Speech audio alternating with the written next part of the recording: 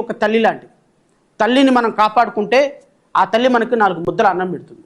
అంతేగాని తల్లిని కాళ్ళదన్నుకొని జన్మనిచ్చిన తల్లిని పుట్టిన భూమిని కాళ్ళదన్నుకొని అమరావతి పట్ల మీరు విషం కక్కితే ఆ విషమే మీకు విరుగుడై ఆ విషమే మీకు మీ అవయవాల్ని మీ పార్టీని మొత్తాన్ని నాశనం చేస్తుందని మాత్రం గుర్తుపెట్టుకొని అమరావతి పట్ల ఒక మంచి నిర్ణయం తీసుకోమని ఉచిత సలహా ఇస్తూ నువ్వు మీ మీడియా మేము మనమే కదా రోడ్డు మీద కూర్చొని ప్రతిరోజు ప్రజల మస్తిష్కాల్లో నుంచి ఒక ఒక ఒక ఒక దుర్మార్గకరమైనటువంటి ఆలోచన పెట్టింది.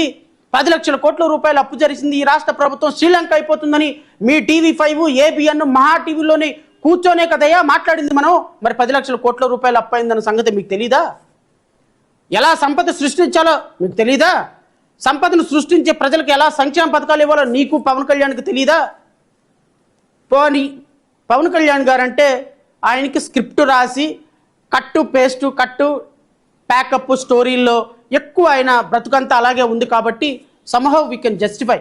ఎందుకంటే ఆయన మాట్లాడే మాటలకి క్రెడిబిలిటీ ఉండదు, ఇచ్చే హామీలకి క్రెడిబిలిటీ ఉండదు, తీసుకున్న డెసిషన్స్కి స్టాండ్ బై ఉండదు. సో ఏ రోజు ఏ పార్టీతో కలుస్తాడో, ఏ రోజు ఎక్కడికి వెళ్తారో, ఏ రోజు ఏ మాట మాట్లాడతారో, ఏ రోజు నవ్వుతారో, ఏ రోజు ఏడుస్తారో, ఆయన ఎక్కడ పెరిగాడో, ఏం చదువుకున్నాడో ఆయనకి క్లారిటీ లేదు.